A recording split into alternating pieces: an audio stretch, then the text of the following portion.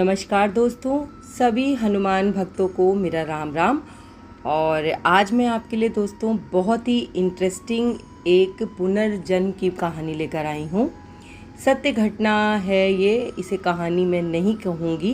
शायद आपने इस घटना को पहले सुना हो दोस्तों।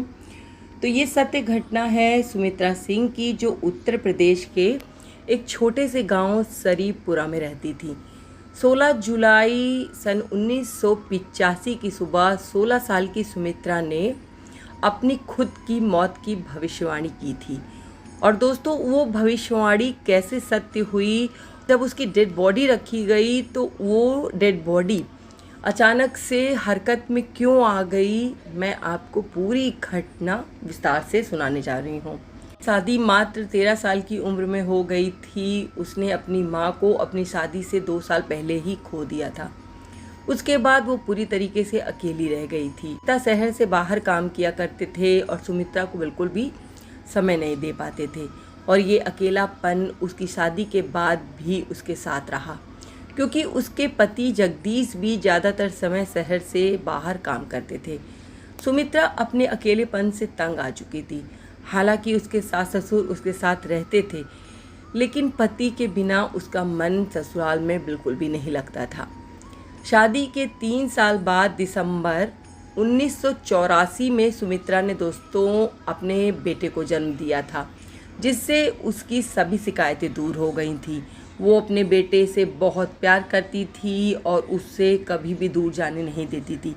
दोस्तों, एक बार वो पानी भरने के लिए जा रही थी, जैसे कि वो रोज़ाना पानी भरने के लिए कुएं पे जाती थी। तो एक बार अपने बेटे को लिए हुए वो पानी जा रही थी।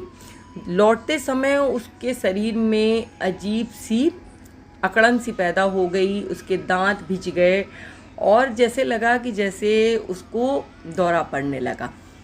चेचक से भी वो कुछ समय बाद पीड़ित हो गई। उसके अंग अपने आप मुड़ जाते थे, आंखें ऊपर की ओर हो जाती थी और अजीब अजीब आवाज़ें निकालने लगती थी।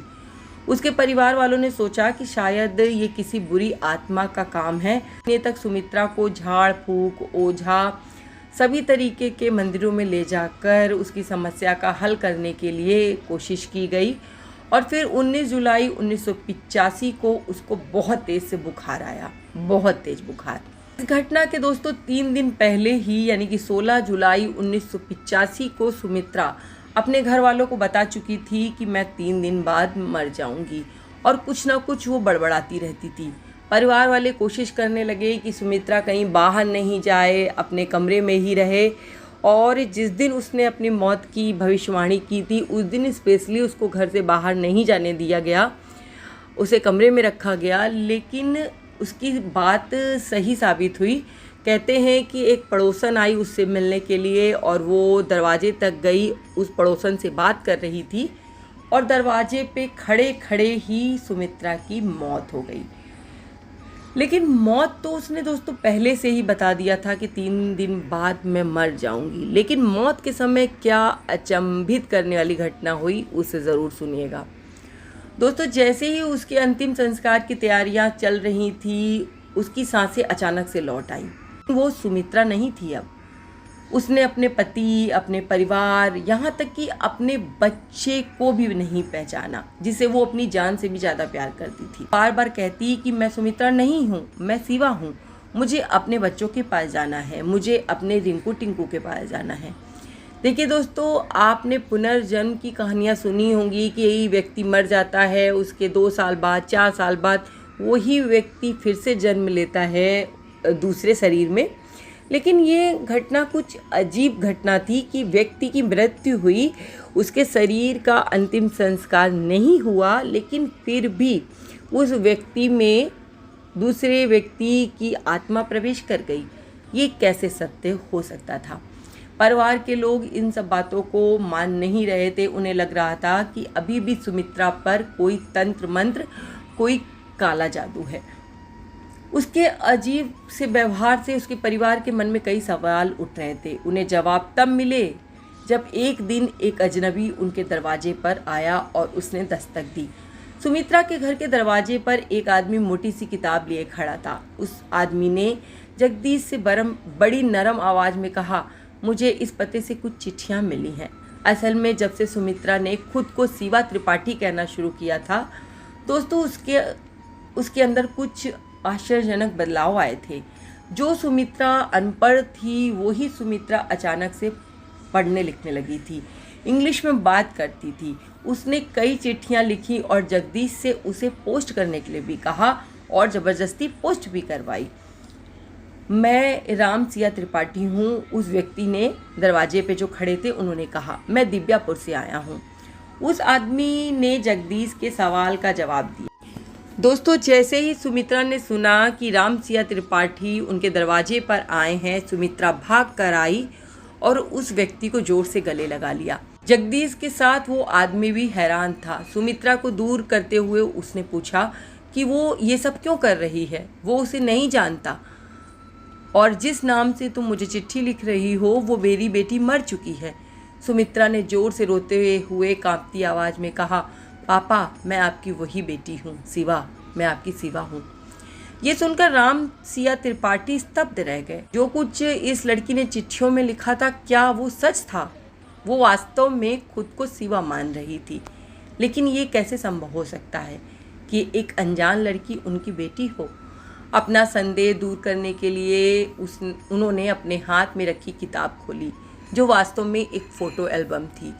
इसमें शिवा और उसके परिवार की कई तस्वीरें थीं। उससे वो तस्वीरें सुमित्रा को दिखाई गईं और शिवा के परिवार के हर सदस्य को नाम से पहचान लिया सुमित्रा ने। फिर अचानक से एक तस्वीर पर वो रुक गई।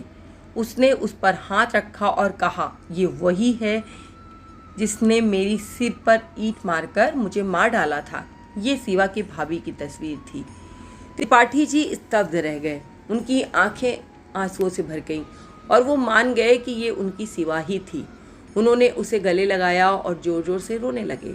लेकिन जगदीश और उसके परिवार के सवाल अभी भी बाकी थे। ये शिवा त्रिपाठी कौन थी? सुमित्रा का वास्तव में पुनर्जन्म हुआ है, लेकिन पुनर्जन्म तो व्यक्ति के शरीर का दाह संस्कार करने के बाद होता है। उस व्यक्ति की मृत्यु के तुरंत बाद पुनर्जन्म कैसे हो सकता है? सिया त्रिपाठी एक कॉलेज में लेक्चरर थे और उन्होंने अपनी बेटी का नाम शिवा रखा था। शिवा दिव्यापुर के एक छोटे से कस्बे में बड़ी हुई। उसने अपनी ग्रेजुएशन पूरी की और जल्द ही 2 बेटों की माँ बन गई। बेटों का नाम था रिंकू और टिंकू। लेकिन शादी के तुरंत बाद उसके परिवार वाले उसे दहेज के लिए परेशान करने लगे, पीटने लगे। यह सब तब भी चलता रहा जब उसके बच्चे हो गए। उसने अपने बच्चों के लिए सब कुछ सहन किया और फिर 18 मई 1985 को शिवा रेलवे ट्रैक पर मरी हुई पाई गई। उसके ससुराल वालों ने दावा किया कि उसने आत्महत्या की है, लेकिन शिवा के सिर पर गहरा घाव था। और कुछ लोगों ने शिवा की सास और भाभी को सुबह कहीं से आते भी देखा था। वही भाभी जिसे सुमित्रा शिवा की हत्या का आरोपी बता रही थी। लेकिन उस समय पुलिस ने किसी की नहीं सुनी और केवल शिवा के ससुराल वालों की बात मानी और केस बंद कर दिया। शिवा की मौत का असली रहस्य भी उसके साथ चला गया। सुमित्रा के बयान के आधार पर त्रिपाठी जी और उनके परिवार ने शिवा के केस को फिर से खोलने की कोशिश की, लेकिन पुलिस ने उनकी नहीं सुनी। जल्द ही सुमित्रा की ये अनूठी कहानी मीडिया में फैल गई और दोस्तों, आप जानते हैं कि मीडिया चाहे तो क्या नहीं हो सकता। और इसके बाद पूरे देश को झटका लगा। इसका सबसे बड़ा कारण था सुमित्रा की उम्र। सुमित्रा का जन्म 1968 में हुआ था, जो शिवा के सिर्फ 4 साल बाद हुआ था। और शिवा की मौत तब हुई जब सुमित्रा पहले से ही जीवित थी। तो ये कैसे वापस जीवन में आई? ये सवाल हर न्यूज़ चैनल पर पूछा गया। बहुत बहसें हुई, बहुत सिद्धांत बनाए गए। कुछ ने तो इसे भूतिया घटना कहा, कुछ ने इसे मानसिक विकार बताया, तो कुछ ने सुमित्रा और उसके परिवार को धोखेबाज साबित किया। सुमित्रा की उम्र का एक निवारण इस मामले को अनूठा बना देता है और बस हर कोई ये सवाल ढूंढने में लगा था कि क्या वास्तव में ये पुनर्जन्म था या मन का भ्रम या कुछ भूत प्रेत का चक्कर। फरवरी 1986 में प्रसिद्ध पुनर्जन्म शोधकर्ता इयॉन स्टीवेंस और उनके सहयोगी पार्शी चा ने इस मामले की जांच शुरू की। दोस्तों, उन्होंने कई लोगों का इंटरव्यू लिया और सुमित्रा से भी बात की। सुमित्रा के 19 बयानों को दर्ज किया गया जो उसे शिवा त्रिपाठी से जोड़ते थे। शिवा के बचपन का नाम, जन्म तिथि, यहाँ तक कि उसके ससुराल की अलमारी में कोने में रखी पीली साड़ी। सुमित्रा ने अपने इंटरव्यू में ये सारी बातें बतलाईं। स्टीवेंस की जांच में उन्होंने ये साबित किया कि शिवा और सुमित्रा के परिवार में पहले से कोई संबंध नहीं था। स्टीवेंस ने निष्कर्ष निकाला कि सुमित्रा वास्तव में शिवा का पुनर्जन्म है।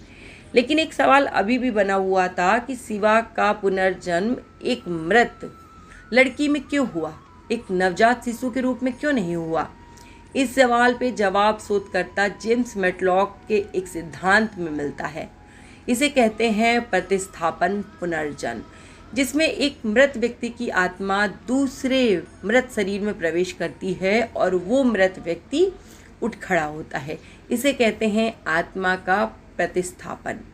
कई लोग इसे दैवी घटना मानते हैं, लेकिन ये बहुत अलग है। कब्जा या भूत प्रेत के मामले में एक आत्मा एक जीवित व्यक्ति के शरीर को नियंत्रित करती है, लेकिन उस व्यक्ति की आत्मा उसके शरीर को छोड़ती नहीं है, वो भी उसी शरीर में रहती है। दूसरी ओर प्रतिस्थापन पुनर्जन्म में एक आत्मा जब शरीर छोड़ती है तो दूसरी आत्मा उस शरीर को धारण कर लेती है, और यही हुआ सुमित्रा के साथ। जब वो 1985 में मरी तो ऐसे ही सुमित्रा के शरीर को उसकी आत्मा ने छोड़ा। शिवा की आत्मा ने उस शरीर पर अपना कब्जा कर लिया। हिंदू धर्म में इस अवधारणा को परकाया प्रवेश भी कहते हैं। स्टीवेंस की शोध 1987 में पूरी हुई। कई बहसों और सिद्धांतों को स्पष्ट किया गया। सुमित्रा में ना तो किसी प्रकार की भूत प्रेत की समस्या थी और ना ही दोस्तों कोई मानसिक बीमारी थी। इस घटना का निष्कर्ष ये निकलता है कि सुमित्रा उर्फ शिवा की कहानी ने हमें आत्मा, पुनर्जन्म और मानवीय अस्तित्व के रहस्यों के प्रति एक नई दृष्टि दी है। ये कहानी हमें याद दिलाती है कि जीवन और मृत्यु के बीच संबंध कितना गूढ़ और रहस्यमय हो सकता है। इस घटना का हर पहलू हमारे विश्वास, तर्क और संवेदनाओं को चुनौती देता है। सुमित्रा की मृत्यु के बाद भी उसकी कहानी जीवित रही और लोगों के दिलों और दिमाग पर एक अमिट छाप छोड़ गई।